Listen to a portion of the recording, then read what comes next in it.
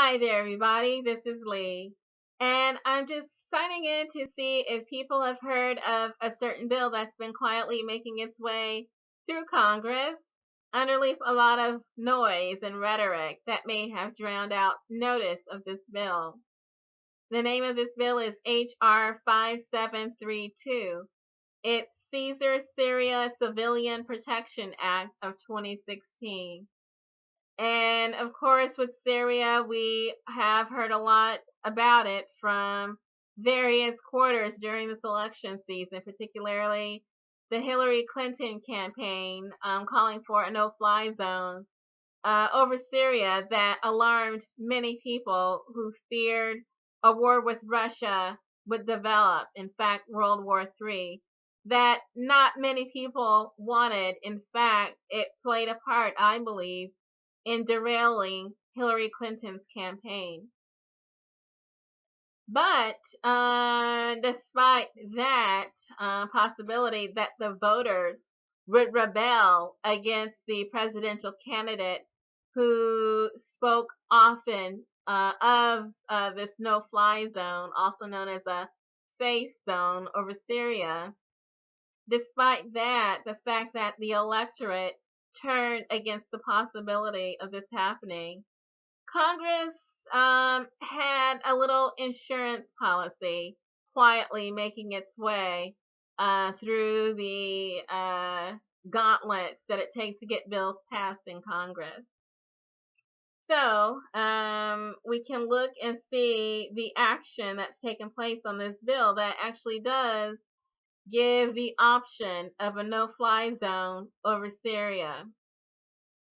Let's see, in July 12th, the day that Bernie Sanders endorsed Hillary Clinton and drowned out a lot of noise, drowned out a lot of notice that might have otherwise gone to this bill. We can see that the bill was introduced in the House, referred to the Committee on Foreign Relations, the Judiciary and Financial Services, and then held for consideration.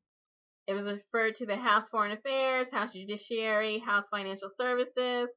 July 14th, the committee consideration and markup session held an action by the House Foreign Affairs.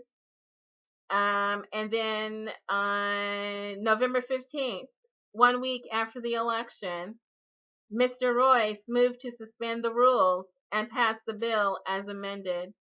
So 4 months of discussion, and then Mr. Royce moved to suspend the rules and pass the bill as amended.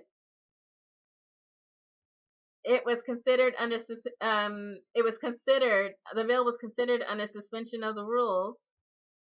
There was debate, about 40 minutes of debate. And then, let's see. The motion to suspend the rules and pass the bill as amended, agreed to by voice vote. And so that means that the votes were not registered by individual congressperson, meaning that whoever voiced support of the vote registered their support by voice and were not identified. So there's no way to go back and see which members of the House actually agreed to pass this bill allowing a no-fly zone over Syria. Okay, and so also on the 15th, there's a motion to reconsider laid on the table and agreed to without objection.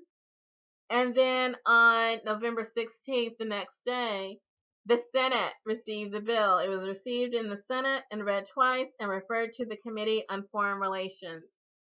So that no-fly zone over Syria is still an option, despite the fact that Hillary Clinton was defeated by the electorate. Who knows what the Electoral College will eventually end up doing on the 19th of December. But the electorate cast enough votes in opposition to Hillary Clinton that she was not able to win electors sufficient to win the presidency. They voted against her. They voted against her no-fly zone over Syria. And so now Congress is going through the motions to use that insurance policy that's been making its way through the House for the past 4 months. It's in the Senate. It already passed the House. There's no way to identify who voted for it. And now it's in the Senate. So this is what's happening in the lame duck session. Underneath all the noise, all the discussion, things are happening in Congress. Concerns about war, foreign policy, defense policy, and no one's willing to take responsibility for this. They're throwing rocks, they're hiding their hands, they're being very low key, kind of shady under the radar with the plans that they're making underneath the notice of the electorate. So you go to this link that leads you to Congress. You can look at the bill itself, read the text, and see what you think. And then note that it has already passed the House. It is now in the Senate. And so it is up to the Senate to authorize this action concerning the no-fly zone in Syria. Contact your senators, all 100 of them, depending on how you feel about what you think they may decide to do. Now is the time. The lame duck session is when a lot of things go under the radar. And this is something I think we should all pay attention to. Again, the House has already passed it. It is now under consideration in the Senate. If you do not support this, then now is the time to register your opposition to what your senator might do. And then also consider the fact that, again, there are many seats coming open in 2018. And that these include all 435 House seats will be open in 2018. And then also that approximately 30 Senate seats will be open in 2018. So now is the time to hold your senator accountable for decision making, even in the lame duck session. Some of them will be exiting the Senate anyway, retiring, or they've been voted down and will be replaced.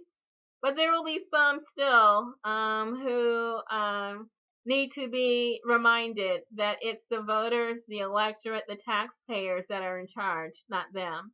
Good luck.